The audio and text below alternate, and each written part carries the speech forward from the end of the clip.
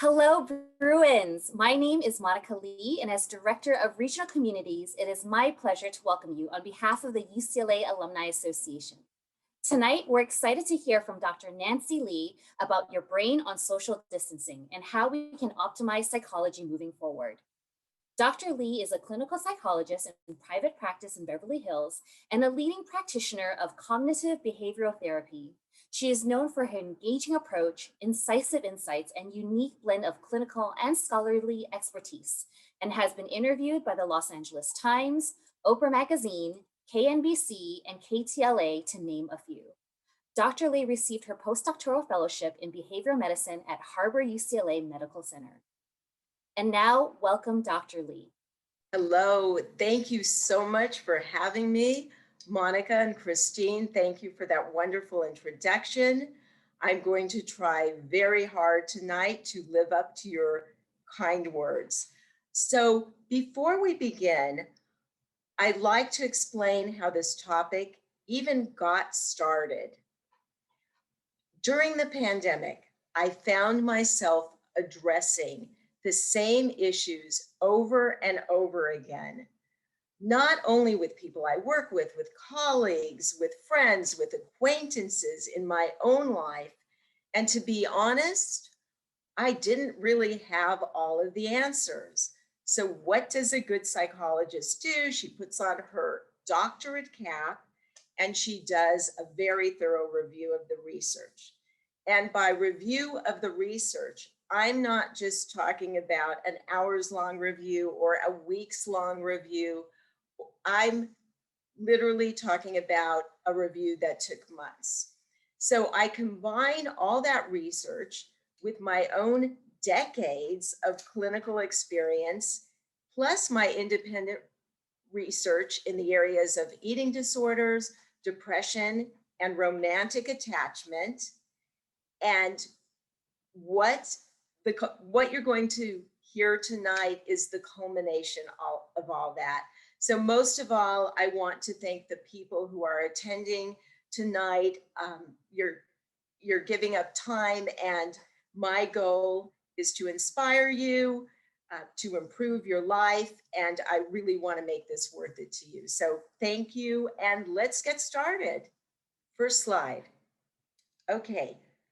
Tonight's topic, your brain on social distancing, how to optimize psychology moving forward. Tonight we'll be covering time perception, Zoom exhaustion, budding habits and addictions, depression and anxiety, and impact on relationships. Let's begin with time perception. Time feels like it's going unnaturally quickly during a pandemic. And this can feel very disorienting. Monotony makes time go quickly.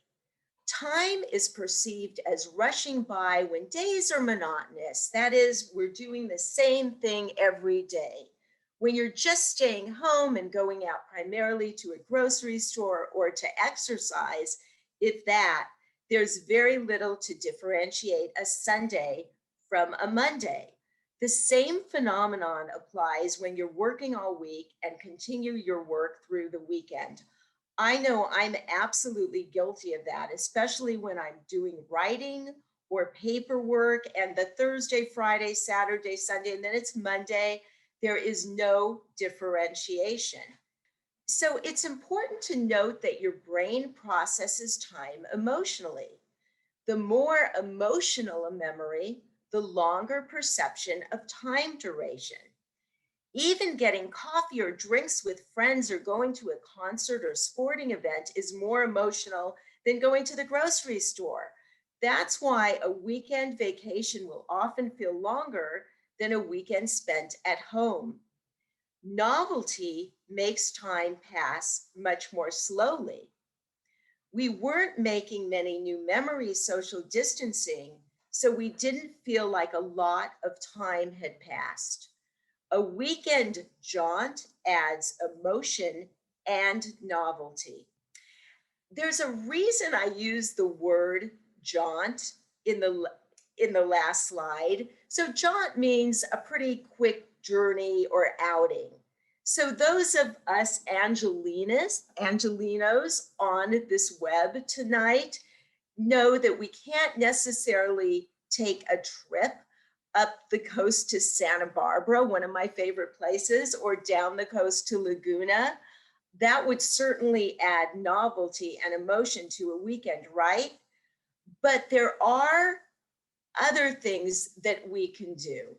So solutions. And by the way, what to do are the solutions to issues. And the slides, those are always in red. So add at least some novel experiences. Go for a walk or a ride somewhere you've never been before to make the time pass slower that day. The key is to add something novel and enjoyable to your weekend or any other day you designate that differentiates it from the rest of the week. Perhaps a really special meal or somehow setting up your bath area with candles and aromatherapy. When I discovered this research, I had this aha moment. Okay, that's why the weeks are flying by. Just a really easy tweak I did in my own life. I have this fuzzy, wonderful red robe that makes me happy. And I designated that as my weekend robe. So that robe adds a little bit of novelty, a little bit of differentiation, and a degree of emotion to my own weekend. Okay, let's move on to Zoom exhaustion. And you all see this woman, and she's staring blurry-eyed into the screen, and she says, wait, it's all getting so fuzzy. I can't remember. Am I in yet another virtual Zoom meeting, or am I in a Brady Bunch episode?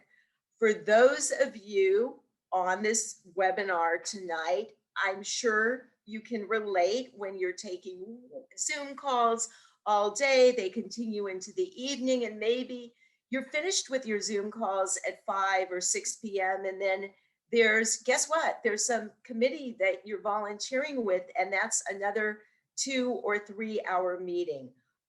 I know that sometimes by 10 or 11 p.m., I look just like this woman. I even have the red coffee cup, and there's a cat that visits my house that actually looks just like the cat in the cartoon. So why does Zoom exhaust us? Number one, the speaker is literally in our face. In speaker view on a laptop screen, a person's face appears about 12 centimeters long. That's the real world equivalent of someone standing a little more than 1.5 feet away from you. According to Edward T. Hall's proxemic theory, anything closer than 2 feet feels like an encroachment on intimate space that's usually reserved for family and close friends. So who among us has not been in a packed elevator and felt a little bit like the emotion on these guys' faces?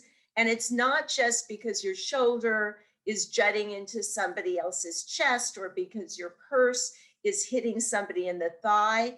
It's because everybody is violating each other's intimate space. On continual work calls, especially, we are in each other's intimate space for hours and hours a day. This is exhausting to the brain. So I titled this slide, "What are you staring at?" We feel like we're being stared at over Zoom because there are less distractions on a computer screen than there'd be in real life. As a psychologist with an office, now I'm doing a hybrid.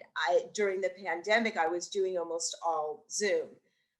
So when I'm in my office, yes, I'm looking intently at whoever I'm working with.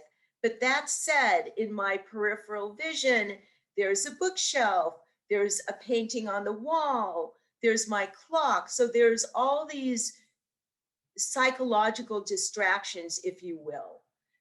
While we do pay more attention on Zoom, It comes at a cost, increased mental exhaustion. Who can't relate to this person there? We are forced to stare at ourselves on Zoom, which psychology shows can be stressful. So let's take a look at what to do or solutions. Number one, minimize the speaker view so it's large enough to see social cues, but not large enough to feel like you're being stared at. Number two, hide your self view. Experiment with lighting, external camera or keyboard, move your seat further away so it quote unquote feels good. This seems like it would be intuitive, but I speak to so many people who are really uncomfortable in their Zoom area. They have not done this. This solution is probably the most important of all.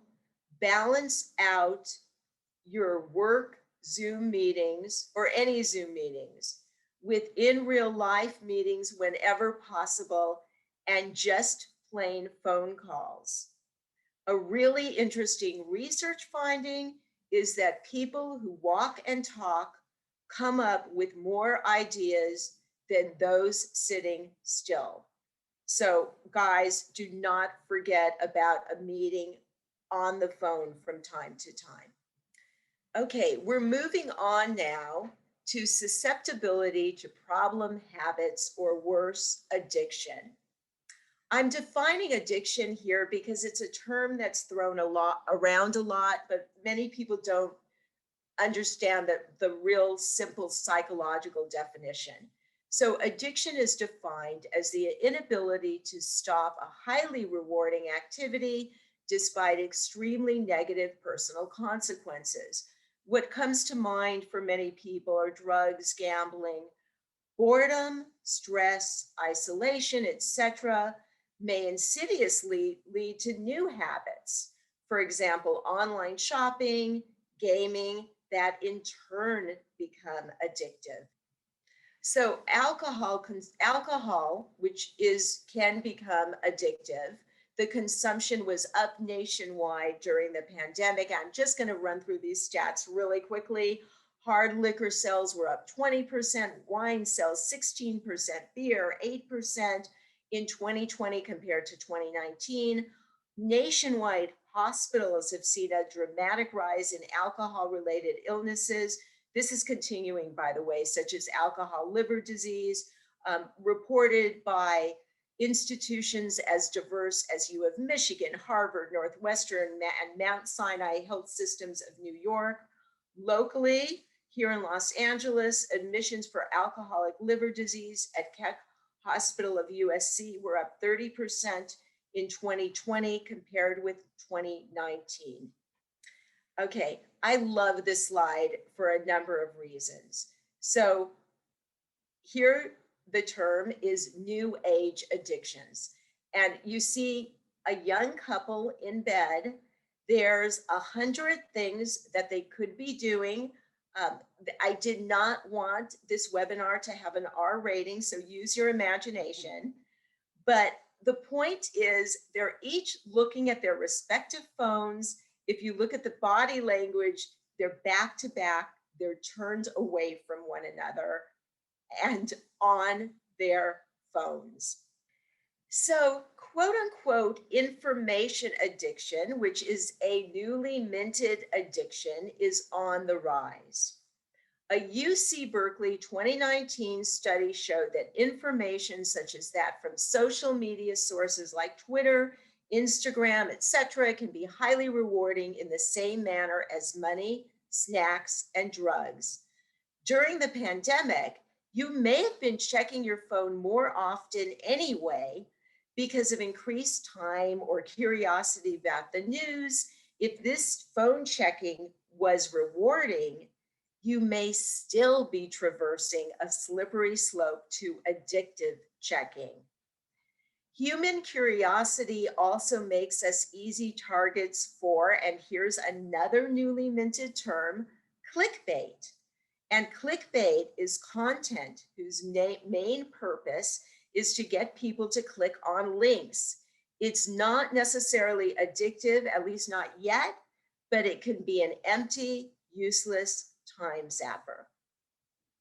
So, solutions, what to do. Recognize a habit that is causing you distress before it becomes problematic or addictive.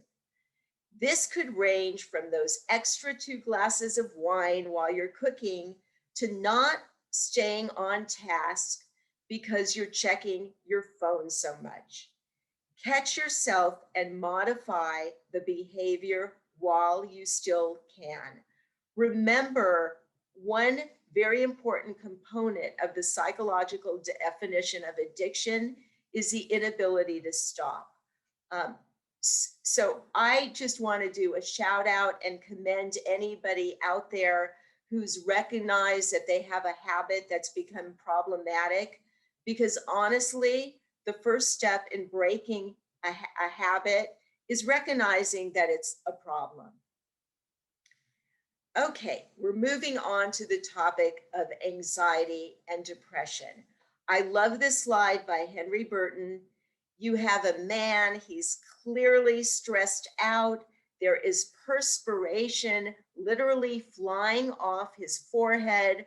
The sign says, "Don't touch your face." And he's thinking, how am I supposed to bite my fingernails? This really encapsulates pandemic anxiety and depression.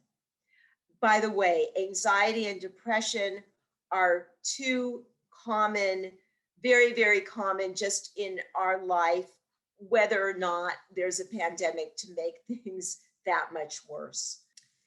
So depression does discriminate. Lower wages, lower job stability, and the quote unquote juggling act of homeschooling and parenting tended to fall much more highly on women during the pandemic. Women experienced both depression and anxiety disorders at twice the rate of men, even during non-pandemic times. Many turned to their favorite but detrimental crutches, such as increased sugary snacking and junk food, leading to the pandemic pouch. It's no coincidence that this slide of all the junk food has so much yellow in it. An open secret among psychologists who work in marketing is that yellow leads to impulse buying. So what retailers do is they flood their aisles with yellow, especially with high caloric, low nutritional value food. The next time you all are shopping, going down the aisles of Vaughn's Pavilion, Ralph's, wherever you shop, check that impulse to reach out and grab a yellow bag of chips or yellow boxed crackers or cookies. Just remember that I told you so. Still discussing anxiety and depression. We're moving on to touch deprivation as a factor. Okay, for those of you on this webinar who tried to date during the pandemic, maybe you used a dating app and you found somebody you liked, you started talking, you were texting, maybe you stepped it up to video chatting, then you arranged to go for a walk or several walks. At some point, maybe towards the end of the walk, each of you is thinking, well, the guy's thinking, do I kiss her? The girl's thinking, like, what do I do if he kisses me? This was one time where kissing a stranger could literally kill you. Talk about risk-benefit assessment. Let's break down touch deprivation. First of all, touch deprivation leads to anxiety and depression. There were limited opportunities for even innocuous physical human connection during the pandemic. For example, handshakes, hugs, friendly embraces, and so on. There was also limited or non-existent sex for people without partners. Touch deprivation, which is also known as skin hunger, is found to be an actual phenomenon leading to increased anxiety and depression. Research has reliably found that touch deprivation interferes with our ability to cope with stressful situations, heal from certain illnesses, and even block out pain. So let's look at some solutions, what to do to help mitigate anxiety and alleviate depression. I entitled this slide Rock and Roll. I almost entitled it Sex, Drugs, and Rock and Roll, but I wasn't sure if any non-boomer people on the webinar would understand that. Anyway, one solution is to turn to music versus food or alcohol, etc., to literally turn up your mood. There's an amazing Harvard and MIT neuroscientist by the name of Daniel Levitin. He also has a degree in psychology, and he is a fantastic musician. So he has made it almost his life's mission, besides making music and producing music, to study the neuroscience of music. So he says this way better than I do. He has spoken at UCLA Grand Rounds. He was fantastic. So I'm just going to quote him. Music is subserved by the same well-known pleasure center as sex, food, and drugs. Music may be effective at triggering or boosting endogenous opioid levels without addiction. B is such a powerful finding. Think about it. We have something in our brain. So endogenous, that means internal, that's inside of us. So we have something in our brain that has the ability to serve as an opioid, which is a substance that can create a rush of euphoria. It can also kill pain and help us feel calm. Again, this may be intuitive about music, but so many people are not intentional about turning to music to help them manage their stress and depression. Item C, polish up your playlist. For example, explore new music and really listen to song lyrics. We all hear the lyrics, but we don't necessarily actually pay attention to the lyrics. More solutions. You know that B, C, and D are coming, but we're going to begin with A. Exercise has been credibly and reliably shown to elevate mood. It's all about those endorphins. What's really fascinating is that exercise has the potential to release the same endorphins as are released in really good sex. Notice I said really good sex. Okay, even the word, okay, what are endorphins? Again, endorphins are endogenous. I'm going to break it down with a little bit of etymology for those of you out there who love word origins like I do.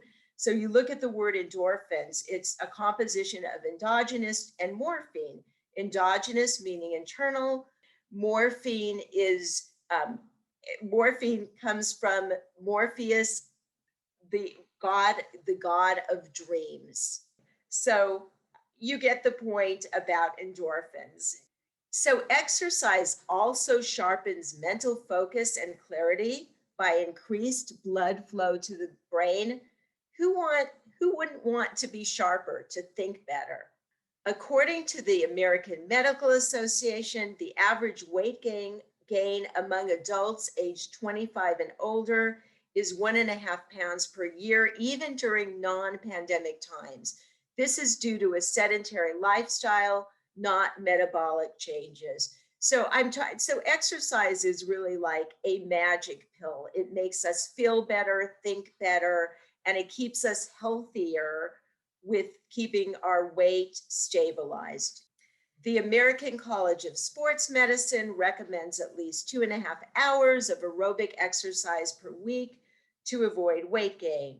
Build this into your schedule. Even 30 minutes of brisk walking 5 times weekly counts. And the reason I included this was to tie in, there's so many people now struggling with their weight, and it's kind of like a vicious cycle. They have that pandemic pouch, they feel depressed. So the exercise is really kind of like a kill many birds with one stone. Find an exercise you enjoy. That way you'll keep it up. Invest in a jump rope. Physical education teachers around the country almost uniformly say that jumping rope is the best exercise there is. You do not have to join a gym, although that's fine too. More solutions to mitigate anxiety and reduce depression. Practice mindfulness. So the term mindfulness has actually become very trendy. It's almost as though it's become part of the zeitgeist of psychology for the past decade or so. But let's really take a look at what mindfulness is. Mindfulness is defined as being fully present without thinking of the past or future. It leads to a remarkable state of calm. It helps mitigate anxiety. Techniques include 10 minutes of silent awareness, such as through meditation, focusing on one thing only. That should read meditation, not mediation. Sorry, guys, I just found my own typo. Silent prayer, gratitude, or even that exercise zone. An 80-year longitudinal study out of Duke University showed that these were habits of people who rated themselves as happiest. Now, this study was a correlation study, so you can't necessarily say this causes somebody to be happy or the reverse.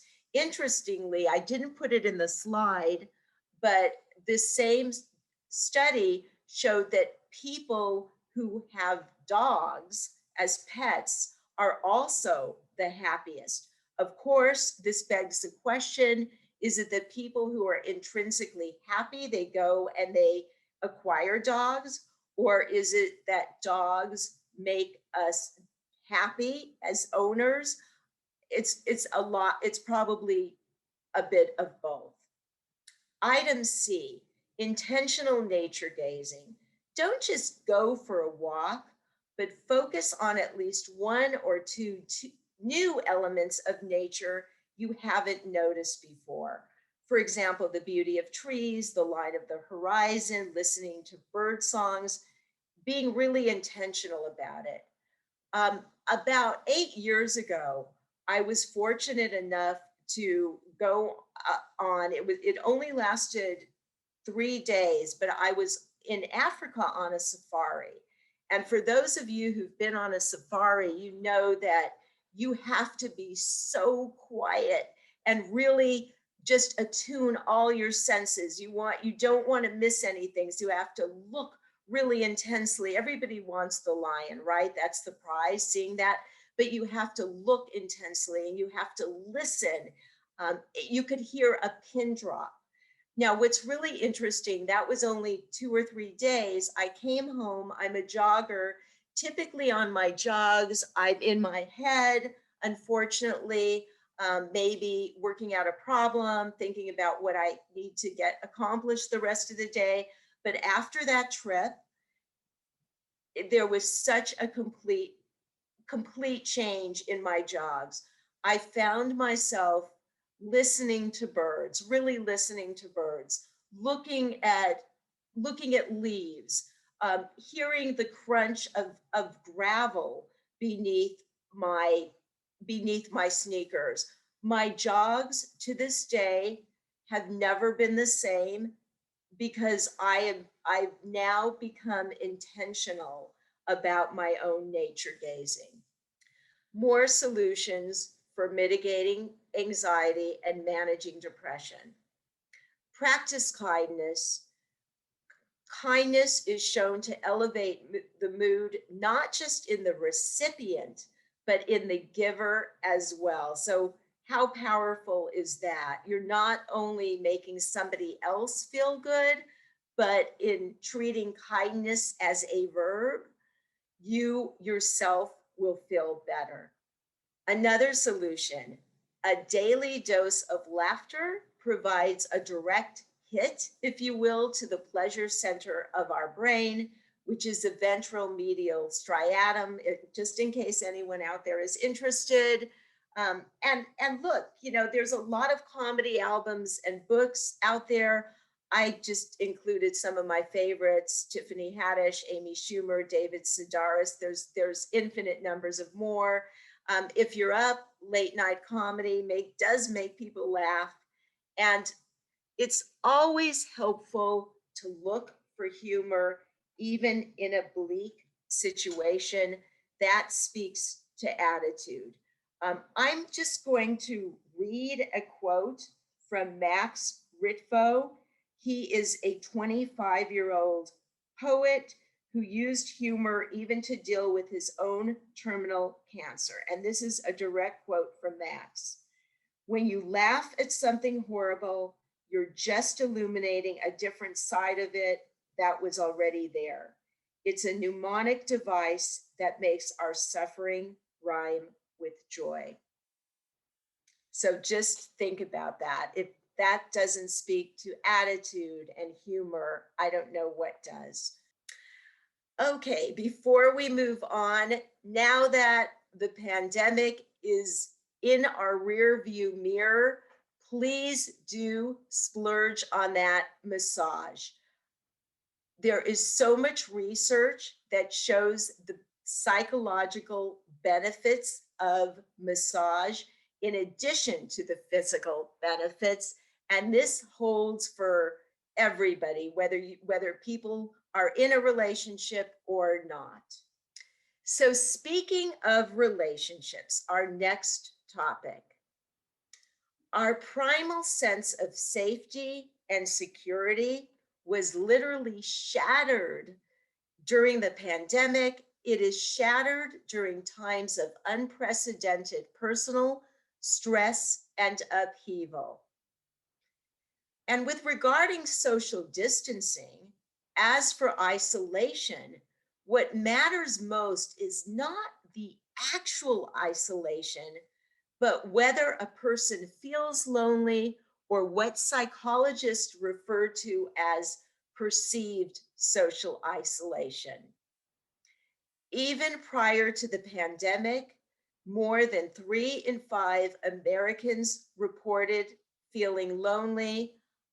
And I'm sure that that number has grown even more since. As a clinical psychologist, I talk to so many people all day long about relationships. And sometimes what I hear from singles, whether or not we're during a pandemic or just during other times, is, oh gosh, I am so lonely. And if I were with somebody, I wouldn't feel lonely. But the real truth is what a lot of people don't realize is people in relationships can feel lonely as well. And that's why I believe that number is so high. So let's break this down. The neurotransmitter oxytocin, which is also known as the cuddle chemical, is responsible for feelings of nurture and comfort. It is released during physical intimacy or a 20-second hug. When there is no one to literally cuddle up to or hug, our stores of oxytocin get depleted, leading us to feel deprived of comfort and security. The lack of physical touch, whether hugs or a simple pat on the shoulder, limits our ability to reestablish relationships other than with a romantic partner that make us feel connected and secure. And again, we're talking about innocuous touch, an innocuous hug anyway, an innocuous pat on the shoulder. Some of these relationships would be neighbor to neighbor, friend to friend, parent to child, child to parent, sibling, all sorts of relationships that are reaffirmed by touch. If there are any recent graduates out there, just a shout out to Bruin graduates, yay. But honestly, anybody who's graduated from anywhere, or even people who graduated years ago, think about when you were on that stage getting your diploma and you shook hands with the dean or the chancellor of your university or of your college or even your high school. That handshake speaks volumes. It says, you've made it. Good job. You've done it. You're there. It fills us with pride. Again, it's all about that touch. And that was sorely missing during the pandemic. We tend to lean even more to relationships that make us feel safe and secure during times of extreme personal turmoil. That's the same reason why marriage rates climb after natural disasters like hurricanes and earthquakes. It's also a reason why we're seeing a trend in engagements going up. What was really interesting during the pandemic, I did a couple radio interviews about my book, and there was one station in particular that was really interested in whether people were getting in. The host had noticed that he had a lot of friends who suddenly were getting engaged during the pandemic, and he wanted me as a psychologist to address whether I agreed with that or not. So I went and I checked out county registrars' offices across the country. They reported a huge spike in application for marriage licenses in 2020 compared to the same months in 2019. And among the places that reported that were Northern California, Virginia, Arkansas. There was a county in New York. So very disparate parts of the country. Anecdotally, bringing it closer to home, in the month of August, I have a wedding to attend every weekend except for one. In my practice, in a typical year, one person that I'm working with will tell me they've become engaged. So far this year, there are 4 and counting. So some solutions: reach out. A phone call to friends, family, and others can lift your spirits long past the duration of the call. It makes one feel comforted and safe, just like kindness. So really take the time. Second solution: check out local meetups to both combat loneliness and add novelty. And if anybody out there is not familiar with meetup.com, you just, plug that in and you put in any area, anything that you're interested in. It could be chess, it could be belly dancing, it could be going to brunch on Sundays. You put that in, you put your neighborhood in, and a bunch of different groups that you can join up with come up. And it's for this is for everybody, not just singles. Reestablish connections. The pandemic showed that it wasn't difficult to reconnect with long neglected family, friends, even past crushes or classmates. With regard to the latter, again, as a therapist, you hear a lot of, wow, I'd love to get in touch with her or him, but oh my God, they're going to think I'm crazy reaching out after all this time. I think the pandemic really made it a lot easier just for people to just swallow their pride and go for it. There was a lot of introspection. People realized I don't have to stand on ceremony. Part of this was that psychological feeling of owning our own morbidity. Life is short. By the way, if you do wish to lock down a great partner during the lockdowns or afterwards, of course, also go for it. And again, this is just my reference to all those engagements. Finally, this is our last slide before questions. Post-pandemic, when attempting to comfort someone, know that while our words may not always land as intended, a simple, sympathetic touch on the shoulder will never miss. We're all set for questions. Thank you for listening. And I am happy to answer anything anybody wants to ask or share. Thank you, Dr. Lee, for that fascinating presentation. Thanks. Such wonderful tips and suggestions as we're going through this transition period in the pandemic.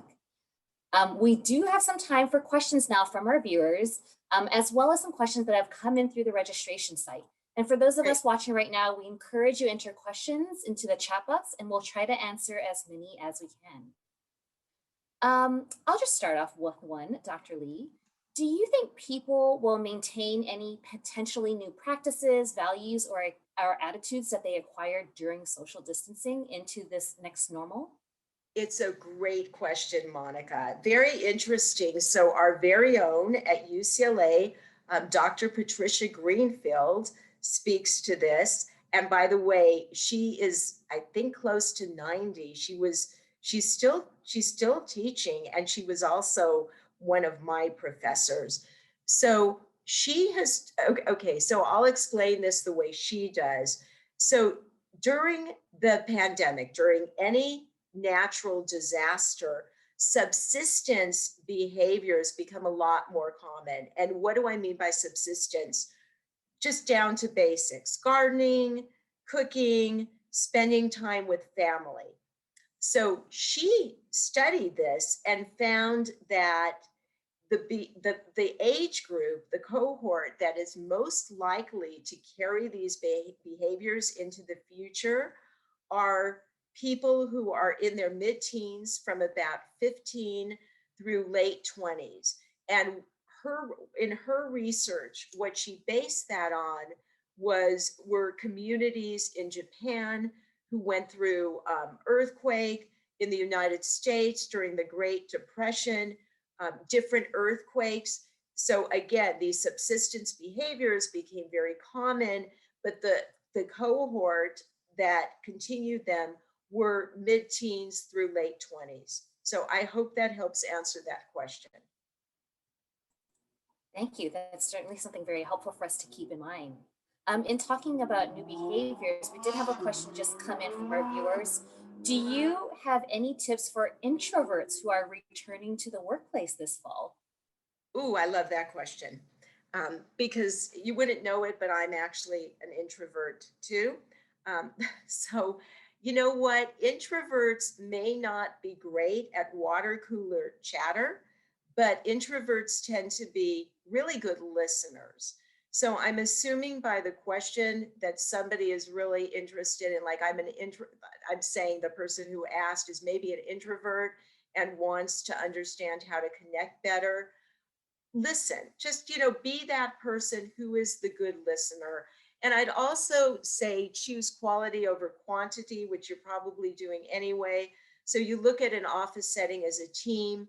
You may not you may not want to go to like every happy hour. You may not want to be everybody's friend, but even just, designating, like thinking about one or two people that you feel really good connecting with, that seem like interesting people, can be really helpful in like just making you feel better at work.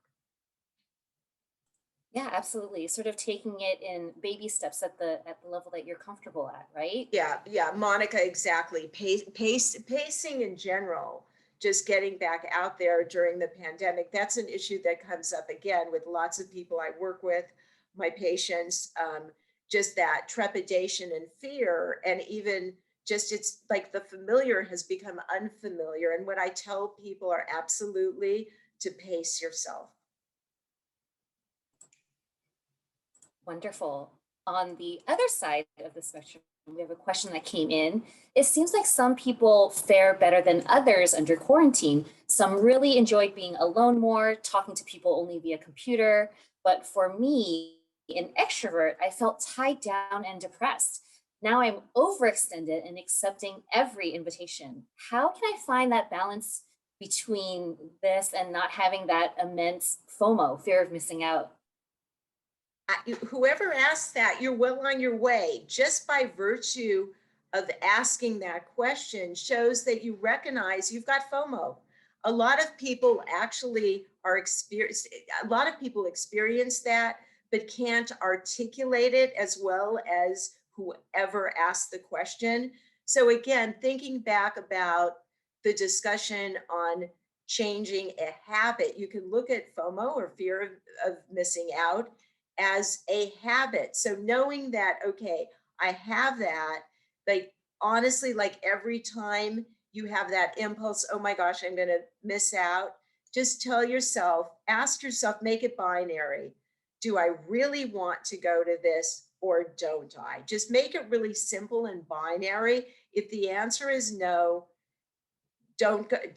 It rhymes. If the answer is no, don't go. It might be a little bit unsettling at the beginning because this is new, but you'll find that the more you don't go, you don't give in to the FOMO, it gets easier and easier. I hope that was helpful. I love it. That was great. It reminds me of this trick that my friend once taught me where if you're not feeling certain, just flip a coin. And if you are unhappy with the coin, with the answer of the coin, then you kind of have an idea of what you really wanted to do. I love that. I'm good, Monica. I'm going to use that. Thank you. You just gave me a great intervention. So thank you. That's great. Good one. Love it. We have actually a number of questions that just have come in with regards to an instructional aspect. So we have teachers who are returning for in-person classes, and there have been questions about how do they best support their students, colleagues, and themselves to smoothly transition back, whether emotionally, mentally, creating a less stressful space, as well as are there any special sensitivity I'm sorry, I couldn't hear the end. As well as, are there any special what? sensitivities that they should have to the situation or what people may be going through? Okay, so by virtue of that question, the person again who asked, you can tell a lot about people by the questions they ask. So by virtue of the question that person asked, you already are sensitive because you're trying to improve yourself and improve the lives of your students and colleagues. Being really aware, just watching for signs that somebody is struggling, whether it's a student or another colleague, being that person who is non-judgmental, that people feel they can trust and go to for support. Support is also a really underrated word because support and feeling supported is so important. So just, keeping your eyes out for somebody, maybe if a student looks really withdrawn, or if there's something, if a colleague very well is not themselves, and just like a simple, hey, I'm here for you. I don't know what's going on. I just want you to know I'm here for you can be like really, really powerful. I love that. Thank you. Again, it's just the small steps and Yeah. putting it out there, and then it gives them the space to determine how much they want Yeah. to And something else I should mention, engage with that. right, yeah, thanks, Monica. Something else I should mention. So I worked with quite a few adolescents. My practice is really mostly an adult practice, but during the pandemic, I started seeing several more adolescents than I typically do. And so these are high school students. The struggles were inevitable. They were inevitably struggling with motivation and feeling really apathetic. Their grades were dropping. They didn't want to participate in group things. So a lot of this was that Zoom exhaustion leading to depression. Um, Now, all of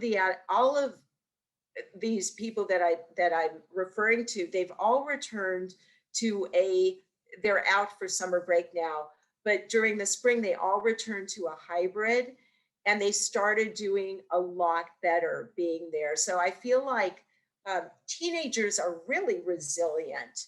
They're very grateful in general to be back, and they kind of, they're very elastic, I call it. Their brains, they snap back. I feel like a lot quicker than a lot of adults and young children. So I just wanted to mention that for anybody out there who is the parent of an adolescent or who works with an adolescent. Certainly a lot of people's resiliency has come through during the pandemic. Oh yeah. We did have a question come in, Dr. Lee, about whether it's wrong to feel safer with the mask on now that masks are coming off. No, I mean, anything that, in fact, of course, it's not wrong. Just anything that makes you feel comfortable and you feel safe. I don't be, when I say, of course, it's not wrong, what I'm really trying to say is don't be concerned about other people judging you. There's going to be some of that. You may get some like looks like, wait, is she vaccinated? I assume are they, okay, gender neutral, are they vaccinated? So just whatever makes you comfortable and safe, again, go for it. Yeah, absolutely. Sort of being true to yourself, right? I mean, that's the best way to make yourself feel safe. Yes. Well, all right, Bruins, I'm afraid it looks like that's all we have time for today. There are so many great questions that came through, and I'm sorry we couldn't get to all of them. But thank you so much, Dr. Lee, Oh, for thanks. sharing these fabulous insights and reflections on what this next normal will be for us. And thanks also to those who joined us for this webinar. This session is recorded, and we will make it available on the UCLA Alumni YouTube channel. We encourage you to stay connected with the Alumni Association on social media. You can find more virtual programming on our UCLA Alumni website, Instagram, and YouTube channels. And finally, the Alumni Association programs and services are made possible by Bruins like you. To ensure the future of events like this, please make a gift today by visiting giving.ucla/alumni. Look for our email following this event with these links and more information. Take care, Bruins, and have a good night.